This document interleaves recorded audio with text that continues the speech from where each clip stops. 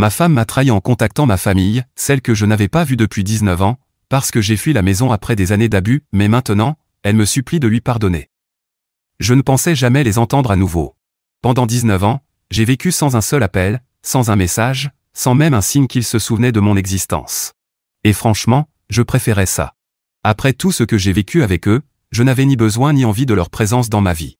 Quand j'ai quitté la maison à 17 ans, ils avaient été très clairs, ils ne me chercheraient pas, ni à ce moment-là, ni jamais pendant les 2 décennies qui ont suivi. Mais la semaine dernière, mon demi-frère Adam m'a appelé. Maman est mourante. Elle veut te voir avant qu'il ne soit trop tard. Elle veut s'excuser pour tout. Je passe mes journées depuis à essayer de comprendre ce que ça signifie réellement. S'excuser, pourquoi, exactement? Pour les années d'abus, de négligence, d'intimidation? Pour m'avoir pris comme bouc émissaire et souffre-douleur? Ou pour le fait que, quand je suis parti, ils n'ont même pas essayé de me retrouver? Et me voilà, à demander conseil à des inconnus sur Internet parce que je n'ai aucune idée de ce que je suis censé faire. Laissez-moi vous raconter depuis le début, pour que vous compreniez pourquoi je suis resté aussi longtemps éloigné de ma famille. J'avais 10 ans quand ma mère s'est remariée. Mon père n'était pas présent, il était parti quand j'avais 6 ans. Alors, quand mon beau-père et ses enfants, Adam et Jenna, ont emménagé chez nous, j'ai eu de l'espoir. Un espoir naïf, d'enfant. Je croyais que j'allais enfin avoir une vraie famille.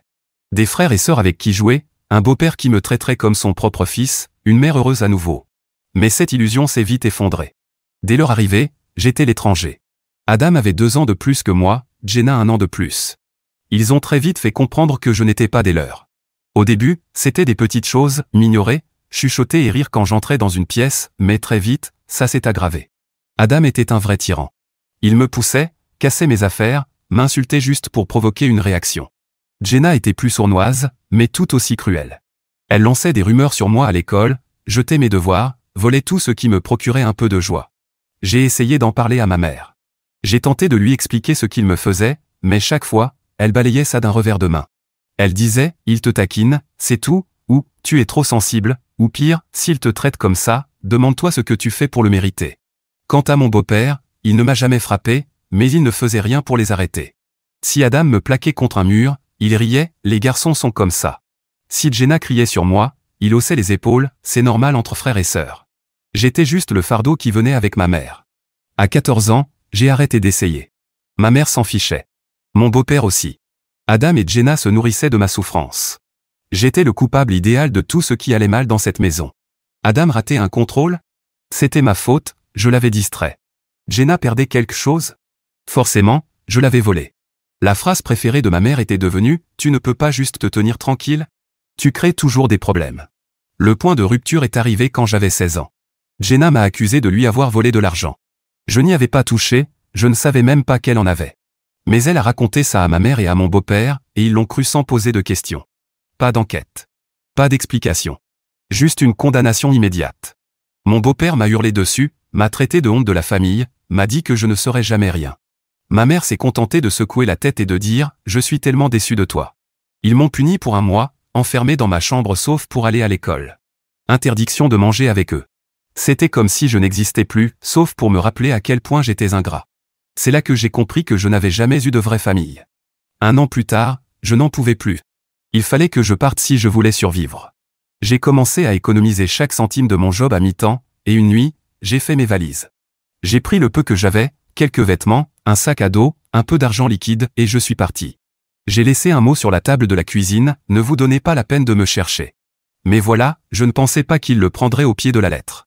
Une petite part de moi espérait qu'ils essaient, au moins, un appel, une recherche, un signe qu'ils se souciaient de moi. Mais rien. Pas un coup de fil. Pas une visite. Rien. La première année a été un cauchemar. J'avais 17 ans, j'étais fauché, terrifié. Je n'ai pas pu finir le lycée, faute de papier. J'ai dû abandonner, puis reprendre plus tard, ce qui m'a fait perdre plusieurs années. J'ai enchaîné les petits boulots, fait des choses dont je ne suis pas fier juste pour survivre. Je ne vais pas enjoliver les choses.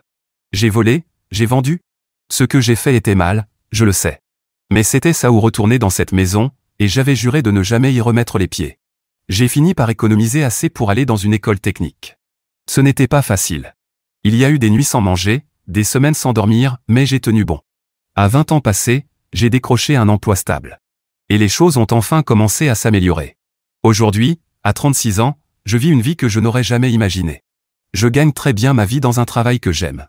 Je suis marié à une femme exceptionnelle, et on est assez stable financièrement pour prendre notre retraite demain si on le voulait. Ma femme sait tout de mon passé, mais elle ne m'a jamais forcé à reprendre contact avec ma famille. Elle m'a toujours dit que c'était mon choix, et qu'elle me soutiendrait quoi que je décide. Elle a même tenu tête à sa propre famille pour moi. Au début de notre relation, ses parents n'étaient pas emballés, sûrement parce que je ne venais pas d'un milieu aisé, mais elle n'a pas cédé. Elle s'est battue pour moi, et aujourd'hui, ils me considèrent comme un fils. Pendant 19 ans, j'ai vécu sans ma famille, et je pensais avoir fait la paix avec ça. Puis, la semaine dernière, Adam a appelé. Je ne sais pas comment il a eu mon numéro, mais là, il était, comme si de rien n'était. Au début, je croyais à une mauvaise blague. Il a commencé la conversation de façon décontractée, comme si on était de vieux potes qui rattrapaient le temps perdu. J'ai failli raccrocher, mais il a dit « Maman est mourante. Elle veut te voir ». Je ne sais même plus ce que j'ai répondu. Il m'a dit qu'ils avaient déménagé, et qu'il m'invitait à dîner en famille. Il a précisé que maman voulait s'excuser avant qu'il ne soit trop tard. Je ne lui ai pas donné de réponse. J'ai dit que j'y réfléchirais, puis j'ai raccroché. Ma femme pense que je devrais y aller, mais elle m'a aussi dit de rester calme. Elle dit que je pourrais regretter de ne pas lui avoir donné l'occasion de s'excuser. Mais moi, je ne fais pas confiance à tout ça. Pourquoi maintenant? Pourquoi, après presque 20 ans, elle se soucie soudainement de moi? Est-ce la culpabilité, ou ont-ils besoin de quelque chose? Une part de moi veut y aller juste pour les confronter, pour leur dire exactement à quel point ils m'ont brisé et à quel point je les méprise aujourd'hui. Mais une autre part a peur. Et si les voir raviver toutes les blessures que j'ai mis tant de temps à enterrer? Reddit, que feriez-vous à ma place? Est-ce que je devrais y aller et l'écouter s'excuser, ou protéger la vie que j'ai construite et rester loin d'eux? Mise à jour 1. Je suis allé à ce dîner, et honnêtement, j'aurais dû m'abstenir. Je pensais être prêt à affronter tout ce que ma famille pouvait me balancer, mais ce qui s'est passé m'a pris tellement au dépourvu que j'essaie encore de tout digérer. Je ne sais même pas par où commencer, mais je vais essayer d'expliquer du mieux que je peux. Pour ceux qui n'ont pas vu mon message précédent, voici la version courte. Après 19 ans sans aucun contact, mon demi-frère m'a soudainement appelé pour me dire que ma mère était mourante et qu'elle voulait s'excuser pour tout. Il m'a invité à un dîner de famille pour faire la paix. J'ai passé des jours à hésiter, à me demander si je devais y aller ou pas, mais finalement, j'ai décidé d'y aller seul. Je n'ai pas emmené ma femme, non pas parce que je ne lui faisais pas confiance ou que je ne voulais pas de son soutien, mais parce que je ne voulais pas qu'elle soit témoin de ce que je savais être une catastrophe émotionnelle. Elle voulait venir, mais je lui ai dit que c'était quelque chose que je devais affronter seul.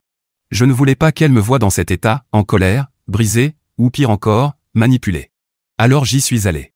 Et dire que les choses ne se sont pas passées comme prévu serait le plus gros euphémisme de l'année. Dès que je suis arrivé chez eux, quelque chose m'a semblé étrange.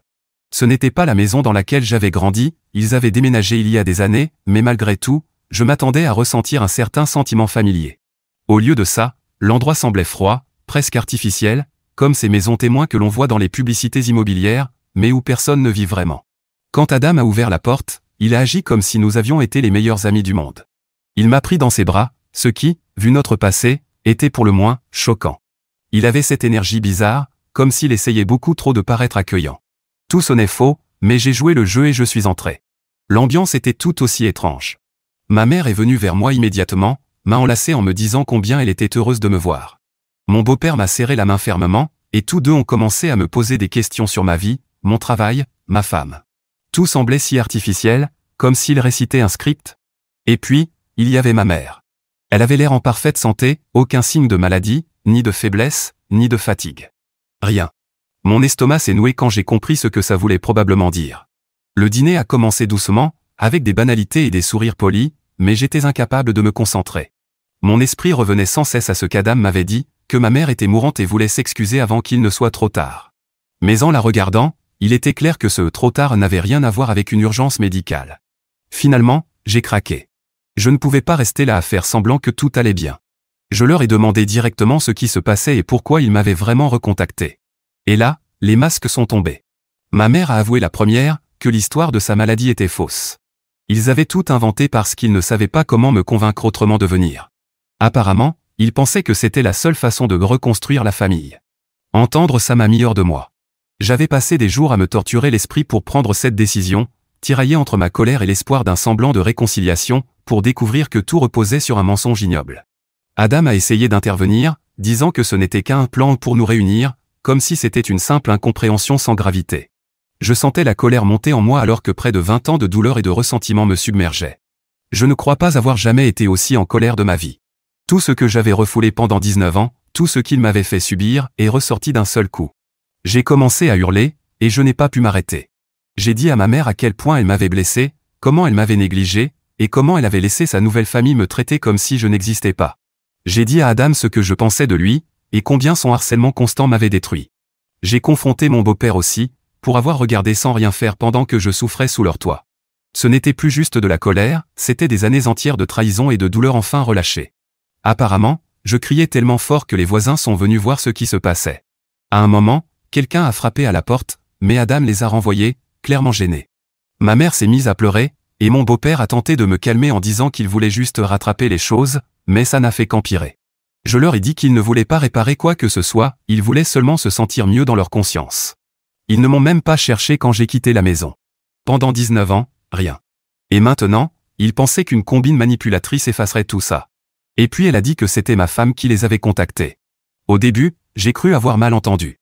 Mais ma mère l'a répété, expliquant comment ma femme les avait contactés il y a quelques semaines et leur avait dit comment me retrouver. Elle a dit que ma femme pensait qu'une réconciliation avec ma famille pourrait m'aider à guérir. J'ai eu l'impression que le sol se dérobait sous mes pieds. J'avais totalement confiance en ma femme, et là, j'apprenais qu'elle était allée derrière mon dos pour aider les gens qui avaient détruit mon enfance. Je n'ai même pas pu répondre tout de suite. Je suis resté là, figé, pendant que ma mère continuait de parler, me disant que ma femme pensait que ce dîner pouvait m'apporter une forme de clôture. Elle présentait ça comme si ma femme avait tout orchestré. Tout ce qui a suivi est flou. Je ne pouvais plus rester une seconde de plus dans cette maison. Je ne me souviens plus exactement de ce que j'ai dit avant de partir, mais je sais que j'ai été clair, je ne voulais plus jamais entendre parler d'eux. Je suis sorti et j'ai quitté les lieux, tremblant de rage et de trahison. Je ne suis pas rentré directement chez moi, je ne pouvais pas. Mes mains tremblaient, ma poitrine était serrée, et mon esprit tournait à 1000 à l'heure. Je me suis arrêté quelques kilomètres plus loin parce que j'avais besoin de respirer. Je suis resté assis dans ma voiture, à fixer le vide, essayant de comprendre ce qui venait de se passer. Le dîner était déjà un désastre, ça ne fait aucun doute, mais ce que je n'arrivais pas à sortir de ma tête, c'était cette révélation de ma mère. Elle a dit que c'était ma femme qui les avait contactés en premier. Ma femme, celle qui savait tout ce qu'il m'avait fait subir, celle qui m'avait toujours soutenu, avait rouvert la porte à ceux que j'avais mis presque 20 ans à fuir. Quand je suis enfin rentré à la maison, j'étais toujours en train d'essayer de comprendre comment lui faire face. J'étais blessé. J'étais furieux. Et je savais que j'avais besoin de réponses. Mais je ne voulais pas exploser, pas tout de suite. Elle m'attendait dans le salon, assise sur le canapé, l'air inquiète. Je crois qu'elle a tout de suite compris, juste en voyant mon visage, que ça s'était mal passé. Elle m'a demandé comment s'était passé le dîner, et pendant une seconde, je ne savais pas quoi dire. Puis tout est sorti, les mensonges, la fausse maladie, le piège, et enfin, le fait qu'elle avait été impliquée. Son visage est devenu livide, et elle a commencé à pleurer presque aussitôt, ce qui m'a mis encore plus en colère parce que je n'étais pas en état de la réconforter. Je lui ai demandé si c'était vrai, si elle avait bien contacté ma famille derrière mon dos. Elle a hoché la tête. C'est là qu'elle m'a tout raconté. Il y a quelques semaines, ma mère l'avait contactée. Elle avait trouvé son adresse mail grâce à une connaissance commune, on ne sait toujours pas exactement comment, et lui avait envoyé un long message émotionnel disant à quel point elle regrettait de m'avoir perdu. Elle a dit à ma femme qu'elle regrettait profondément tout ce qui s'était passé entre nous, et qu'elle voulait juste se réconcilier avant qu'il ne soit trop tard. Elle prétendait être malade et affirmait qu'il ne lui restait plus beaucoup de temps. Elle disait vouloir s'excuser et avoir une dernière chance de faire les choses bien avant de mourir. D'après ma femme, le message semblait sincère. Elle m'a dit que ma mère paraissait vraiment pleine de remords, comme quelqu'un de désespéré. Ma femme a admis qu'elle avait eu des doutes, mais qu'elle ne voulait pas balayer tout ça d'un revers de main, au cas où ma mère disait vrai. Elle sait à quel point mon enfance m'a détruit, combien de douleurs je porte encore à cause de ça, et elle a pensé que peut-être, juste peut-être, ça pourrait m'aider à tourner la page. Alors elle a répondu. Apparemment, elles ont échangé plusieurs emails pendant une semaine. Ma mère a parfaitement joué son rôle, pleine de remords, se disant désolée, promettant qu'elle voulait seulement me voir heureux. Ma femme l'a cru.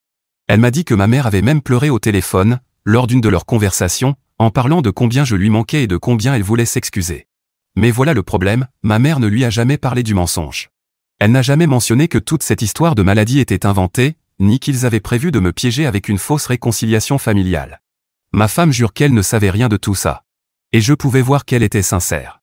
Elle ne savait vraiment pas jusqu'où ma mère était allée dans sa manipulation, mais ça ne rendait pas les choses plus faciles à entendre. Je lui ai dit ce que j'ai ressenti en entrant dans cette maison, à quel point c'était humiliant de réaliser qu'il m'avait menti juste pour que je vienne, et combien j'étais blessé d'apprendre que c'était elle qui avait rouvert cette porte. Elle s'est mise à pleurer encore plus fort, disant qu'elle était désolée, qu'elle n'avait jamais voulu me blesser, et qu'elle essayait seulement de m'aider. Elle n'arrêtait pas de répéter qu'elle croyait bien faire, qu'elle pensait que renouer avec ma famille pourrait me faire du bien. Elle disait qu'elle avait remarqué à quel point mon passé me pesait encore, même si je n'en parlais pas. Elle pensait que c'était peut-être quelque chose dont j'avais besoin, même si moi je ne le voyais pas comme ça. Mais je ne pouvais pas passer outre le fait qu'elle avait agi dans mon dos. Je lui ai dit qu'elle aurait dû venir m'en parler en premier, qu'elle aurait dû me consulter au lieu de décider seule de ce qui était bon pour moi. Elle savait ce que je ressentais à propos de ma famille, elle savait combien ça me faisait mal de simplement penser à eux, et pourtant, elle a fait le choix de les faire revenir dans ma vie sans mon consentement. C'est ça qui me fait le plus mal. Ce n'est pas seulement le mensonge, c'est qu'elle m'a enlevé le droit de choisir par moi-même. Plus j'y pensais, plus j'étais en colère, pas seulement contre ma femme, mais contre ma famille aussi. Ma mère ne m'a pas seulement manipulé, elle a manipulé ma femme. Elle savait exactement quoi dire pour toucher sa corde sensible, pour se faire passer pour la victime, pour se peindre comme une mère pleine de regrets. Puis elle a utilisé ça pour orchestrer toute cette situation. Qu'ils aient voulu de l'argent ou autre chose de ma part reste flou, tout s'est arrêté avant qu'on en arrive là. Mais cette idée me hante. Et si ce n'était que la première étape d'un plan plus vaste? Et s'il comptait me demander quelque chose plus tard, une fois que je serais émotionnellement affaibli? Cette pensée me donne la nausée. Ma mère a toujours su tordre la vérité pour obtenir ce qu'elle voulait, et maintenant, on dirait qu'elle est allée jusqu'à manipuler les personnes les plus proches de moi. Jenna, ma demi-sœur, est arrivée en retard au dîner avec son mari et ses enfants, donc je n'ai pas vraiment eu d'interaction avec elle ce soir-là. Mais quelques jours plus tard, elle m'a envoyé une photo de ses enfants avec un message disant qu'ils étaient impatients de rencontrer leur oncle. Ça m'a frappé plus fort que je ne l'aurais cru. Je ne ressens rien pour elle ni pour ses enfants, ce sont des étrangers pour moi. Mise à jour 2. Cela fait environ une semaine depuis ce fameux dîner, et j'essaie toujours de tout digérer. Ma femme marche sur des œufs autour de moi, elle s'excuse sans arrêt et me supplie de lui pardonner. Elle dit qu'elle est prête à tout pour réparer les choses, thérapie, suivi de couple, tout ce que je veux. Je ne sais pas quoi penser d'elle pour l'instant. Je sais qu'elle croyait bien faire, mais cette trahison me ronge. Aujourd'hui, je ne sais pas quoi faire d'elle. Est-ce qu'elle a été manipulée par mes parents et pensait sincèrement m'aider, ou est-ce qu'elle m'a trahi parce qu'elle voulait une belle famille élargie? Une part de moi voudrait tout simplement laisser ça derrière moi, ou que rien de tout ça ne soit jamais arrivé, mais c'est arrivé, et maintenant je suis perdu. Si je lui pardonne, je ne sais pas combien de temps il me faudra pour lui refaire confiance. Et si je ne lui pardonne pas, alors mes parents auront encore réussi à me voler quelque chose, comme ils m'ont volé mon enfance. Je suppose que c'est facile de voir clair de l'extérieur, mais quand on est en plein dedans et que les émotions sont aussi fortes, c'est dur de savoir ce qu'il faut faire. Quant à ma famille, j'ai pris la décision de couper à nouveau tout contact. Je me fiche de savoir si ma mère est sincèrement pleine de remords ou si elle cherche seulement quelque chose. Le mal est déjà fait, dans tous les cas. Mais maintenant, je me demande si ce mal s'est étendu jusqu'à mon mariage. Quant à pardonner à ma famille, la question ne se pose même pas. Qu'ils veuillent de l'argent, de l'aide ou quoi que ce soit d'autre, je m'en fiche. Ils m'ont montré clairement qui ils sont, et je n'ai aucune intention de les laisser revenir dans ma vie, peu importe à quel point ils prétendent être sincères. Mise à jour 3. Avant de commencer cette mise à jour, qui sera sûrement longue, je dois remercier l'un des commentaires qui m'a fait remarquer quelque chose. J'étais tellement submergé par toute cette histoire que je n'avais pas pensé à un petit détail. Jusqu'ici, ma femme ne m'avait jamais montré les emails où ma mère aurait soi-disant réussi à la manipuler. Je sais, c'était stupide de ma part, mais c'est comme si j'avais été dans un brouillard mental ces dernières semaines. Comme si je souffrais d'un PTSD et que je n'arrivais plus à réfléchir clairement. Heureusement que j'ai posté sur Reddit, car ça m'a réellement aidé dans mes prises de décision. Donc, je suis allé la voir et je lui ai dit que j'avais besoin de lire ses emails moi-même, que c'était nécessaire pour que je puisse vraiment tourner la page. Elle a commencé par dire qu'elle les avait supprimés, puis elle a proposé de regarder dans la corbeille pour voir s'ils y étaient encore. Elles sont généralement supprimées définitivement après environ 30 jours, donc il y avait encore une chance. Mais elle s'est mise à paniquer face à tout ça, et j'ai tout de suite senti que quelque chose clochait. Alors j'ai insisté et je lui ai dit que si elle ne me disait pas la vérité sur le champ, je ne pourrais pas lui pardonner. Même si, honnêtement, selon ce qu'elle allait me dire, il était déjà possible que je ne lui pardonne pas. Je sais, c'était un peu un mensonge, mais j'avais besoin de connaître la vérité. Elle a finalement avoué qu'elle avait bien échangé avec ma mère par email, et que ma mère ne lui avait jamais dit qu'elle était malade. Par contre, elle lui avait bien parlé de son envie de renouer avec moi et de rencontrer sa belle-fille pour faire la paix après tout ce qui s'était passé dans le passé. Elle avait aussi mentionné que je pourrais peut-être les aider, car Adam aurait besoin d'un travail. Apparemment, Jenna et Adam aidaient financièrement ma mère et mon beau-père, mais comme Adam venait de perdre son emploi, l'argent qu'ils envoyaient avait été divisé par 2. Donc, si je pouvais aider Adam à trouver un travail, surtout un bien payé, ça arrangerait tout pour eux, et on deviendrait une grande famille heureuse. Mais ça ne s'est pas arrêté là, du moins pas en ce qui concerne ma femme. Je peux m'attendre à tout venant de ma mère et de mon beau-père, donc plus rien de leur part ne me surprend. Mais dans leurs échanges, ils ont compris que je ne serais probablement pas prêt à les revoir et encore moins à les aider. C'est pour ça que ma femme a suggéré de dire que ma mère était malade, pour que j'accepte au moins de les voir. Elle m'a tout raconté pour mettre les choses à plat, afin que notre relation puisse continuer sans autre mensonge. Elle a dit qu'elle pensait que c'était juste un petit mensonge inoffensif, destiné uniquement à provoquer une reconnexion, puisque selon elle, il ne demandait rien de mal. À ses yeux, demander de l'aide pour trouver un travail était quelque chose de noble, puisque ce n'était pas comme s'il me demandait directement de l'argent. Je l'ai remercié de m'avoir tout avoué, mais je n'aurais jamais imaginé que ma propre femme me trahirait et me mentirait, ni qu'après la découverte de son premier mensonge, elle continuerait à me cacher la vérité. Peu importe qu'elle ait cru bien faire, ce n'était pas noble, c'était impardonnable. C'était même manipulateur, exactement comme le genre de choses que ma mère et sa nouvelle famille ont toujours faites. Alors, après m'avoir tout dit, je suis parti de la maison pour prendre du recul pendant quelques jours et je lui ai demandé le divorce. Ça fait quelques jours depuis, et être loin de tout le monde m'a vraiment aidé à y voir plus clair et à prendre des décisions. Pour commencer, les papiers du divorce ont déjà été envoyés à ma femme. Elle n'a plus qu'à les signer pour qu'on puisse lancer le processus et en finir au plus vite.